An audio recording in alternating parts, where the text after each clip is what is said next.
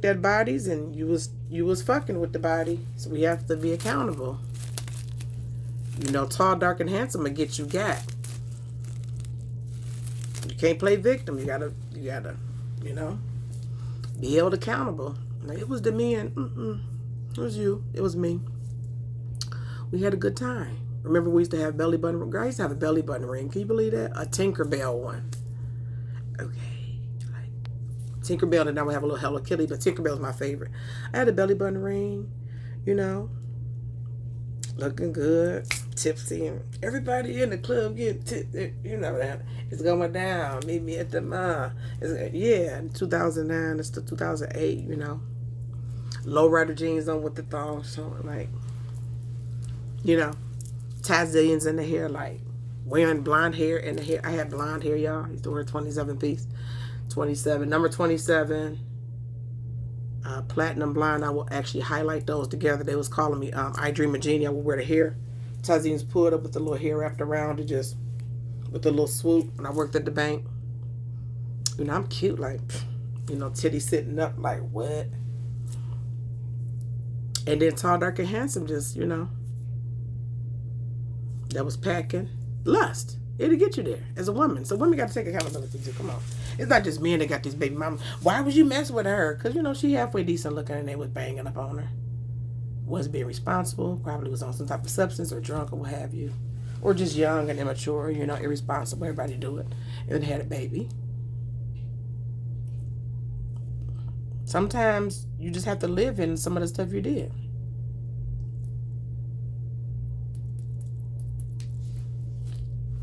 I take accountability. So I think, what is the solution? It's like, girl, what did you talking about? Y'all came in the middle of the conversation. I'm here doing my little garden. My little gardening boo. You see my gardening boo. We got the giant bamboo. I want to have a lot of giant bamboo, okay? All right, so that's what I'm doing. What is the solution? Either you just be a spinster and turn into the cat lady like myself that do gardening and, you know, play with the piano when you need to get there, right? Whatever. You know, and then have your birds or get you some fish, some turtles and stuff, and just love animals and just raise your kids, right? And volunteer and have girlfriends and go to whatever religious practice you like. Find some community, right? That's what it is. You know, be a loner sometimes be an introvert, sometimes extrovert. Or you can be a polygamist and just become a wife. You're not going to be the top ranking wife, though. When you have several kids and you are experienced in that area, men don't look at you as something new and fresh and, oh, yeah, right? Especially if they coming in to try to help raise another man's seed. They trying to help you unlearn things that you learned from another man. You trying to cook them stuff that you think that's impressing them, and they like, that's not my palate. You didn't ask me. See, so it's a lot of the assuming, and the assuming has gotten us in this place. See, I assumed I looked so good, you know, with this talk, like in this handsome man, he was just gonna put a ring on because I just threw it back. Throwing it back, and no, they threw me back. I threw it back, and then they threw me, and they threw you back, right? And so you have to come to the point and say, you know, that kind of hurt my feelings. You know, I really embarrassed the hell out of myself. I'm humiliated and embarrassed. And then sit back and maybe go get some therapy and remember a prophecy and a prescription, and then just be real with yourself. Either you're going to be like, okay, I'm going to fuck it, I'll be by myself, or I'm going to keep going through relationship with different men, which I've been single for 10 years. But that's hard for everybody. Or just become a polygamist and say, okay, this is a decent man, right? Mormons do it all the time. They say, this is a decent man, okay? And, you know, he has a lot of love. A lot of men have different capacities. Hello? They don't want to, y'all ain't ready to talk. What? Don't be trying to look at my... A lot of men have different capacities. Some of the men, like the hood guys, you know, hood niggas or whatever. And, oh, yeah, that's my little shorty over there. No, that's just a little thotty. You know, he just all over just bumping around. He don't have a capacity to cultivate different women. He don't. And especially if she have seed is not his. He don't have no capacity to look at a piece of land and imagine how he gonna, you know, build upon that thing. You know what I'm saying? Some men have that capacity. They could come into the land that was built upon, but it became dilapidated. And they can know how to clear out things. They can bring a delightful destruction. They got to destroy and tear some stuff down and help you unlearn things to relearn things. That's going to take you being humble and taking into accountability that you thought because we was just so cute. Like, And then you play into the colorism. I'm just so cute. Like, I'm just racially ambiguous. Like, all of the men want me. Oh, my God. And then we not married. We so cute. Why we not married? If that's all it is. If I know how to cook and I know how to clean, like, girl, I could throw down. And I can throw down. Like, don't play with me. This big. I ain't big just because it's fast food. I'm big because of food. Because I like to cook. If that's the case, why whoever you made the best plate for, why they ain't? So it's not how we look. It's not the food.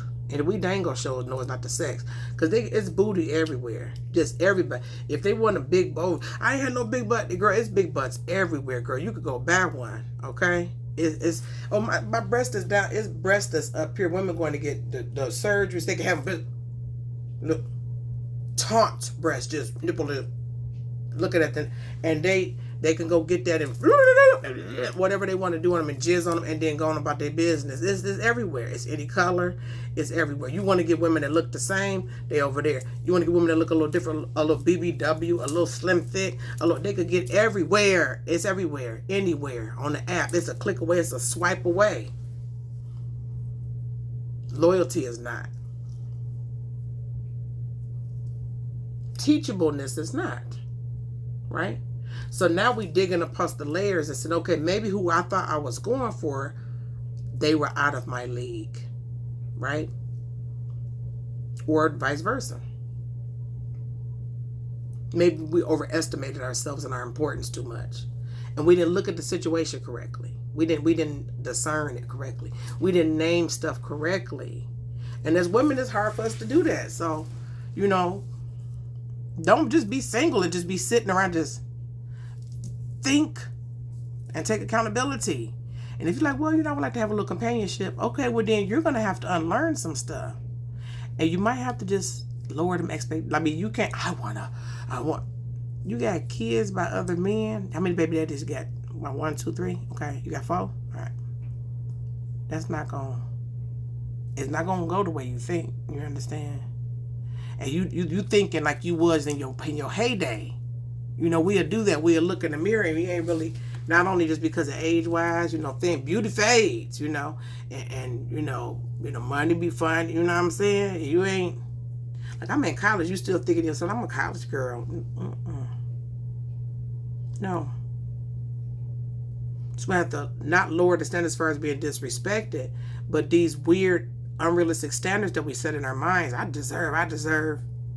What do you deserve? Right?